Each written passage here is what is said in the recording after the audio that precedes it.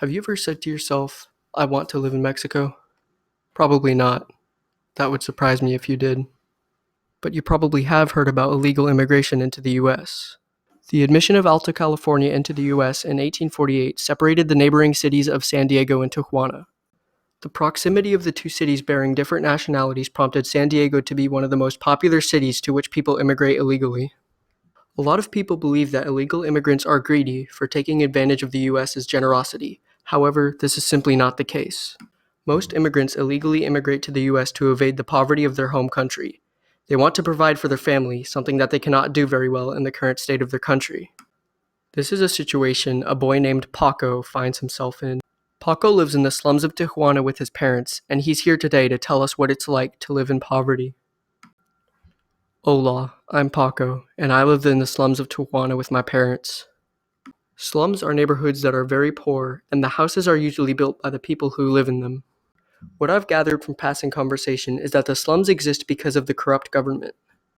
They don't care about their citizens, creating poverty and causing places like the slums to exist. My parents and I built our house on a cliff out of metal scraps, wood, and basically anything else that we could find. Anyway, I start my day by waking up, a common thing most people do. After that, I begin to do the laundry by washing clothes in a barrel of water and hanging them to dry. Afterwards, if I have nothing to do, I'll go outside and talk to my neighbors. Yo hablo español.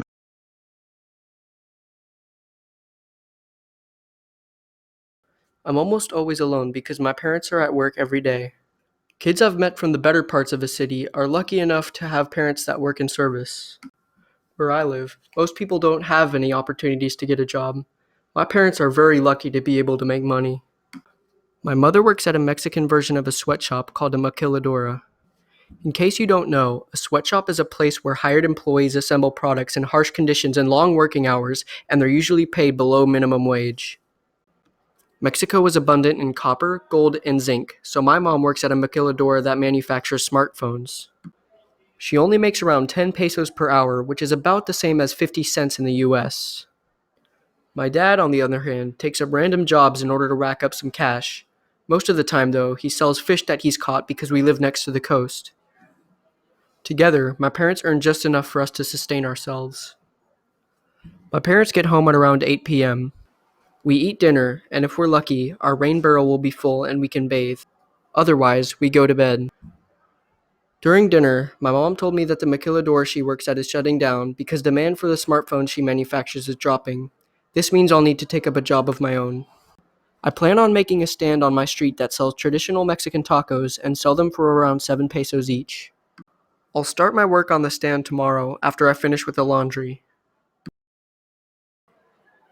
Today is the day that I'm going to start my taco stand. Usually, you'd need a permit to sell stuff to people. However, the authorities hardly monitor the slums, so I don't think I'll have anything to worry about. Also, the street will be much less busy today. This is because it's Sunday, so everyone's at church. I'll make the stand out of leftover parts from when my family and I built our home.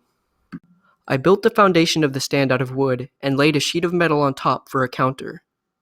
After a hard day of work, I go home and greet my parents. To my surprise, they're frantically running around the house, taking everything they can. I ask them what they're doing, and my mom tells me to pack up my stuff because we're moving and that we didn't have much time. When I ask her for an explanation, she cuts me off and urges me to pack. After I've gathered the few things that I have, we leave in a hurry and make our way to a wealthier part of the city. About an hour later, we arrive at a motel. My dad could see the shock on my face, and he said he'd explain shortly. After we enter our room and lock our doors, my dad tells me everything. He said he got in contact with a coyote who will help us cross the border and get into the US. He went on to explain that in Mexico, a coyote is someone who illegally smuggles immigrants across the border. I tell my dad that this is amazing news, that we finally get to have a good chance at life, completely forgetting about my pitiful taco stand project. We all take the first shower that we've had in months, and afterwards, go to bed knowing that life is about to get a whole lot better. At 6 a.m., we get up and exit our room. A suspicious figure, standing next to a tractor trailer, motions for us to walk over to him. My dad leads us to the man and pays him around 2,000 pesos. This must have been the reason he's been working extra hard lately, to save up enough money to afford this. After pocketing the money, The man tells us to get in a hidden compartment in the tractor trailer. Around 10 other people are packed into the compartment. Me, my dad, and my mom packed closely together among the other immigrants.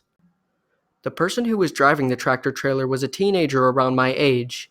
You have to be 16 to drive in Mexico, and he looked no older than that. What I remember after that was a dark, bumpy ride that slowed down in the middle, presumably while we were crossing the border.